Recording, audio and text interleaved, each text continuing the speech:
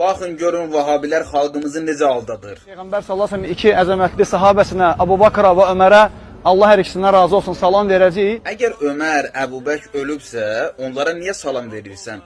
Axı ölülər eşitmir. Siz cəmaata belə təbliğ edirsiniz. Belə deyirsiniz ki, ölülər eşitmir. Onlara heç bir şey çatmır. Əgər sizin salamınızın cavabını almırsa, niyə salam verirsiniz?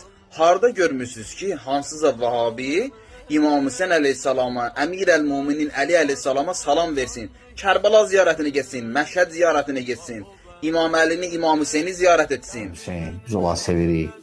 Cənnətdə cavanların seyidirlər. Məgər İmam Hüseyn əleyhissalam öz dediyinizə əsasən cənnət cavanlarının ağası deyil. Həmçinin sahabələrin qəbirlərini, yəni Bəqi qəbirstanlığını ziyarət eləyəcəyik. Əbu Bəkr Ömərə salam düşür, amma İmam Əliyə salam düşmür. Əbu Bəkr və Ömər salamın cavabını ala bilir. Onlar ölü deyil, amma İmam Əli əleyhissalam ölüdür.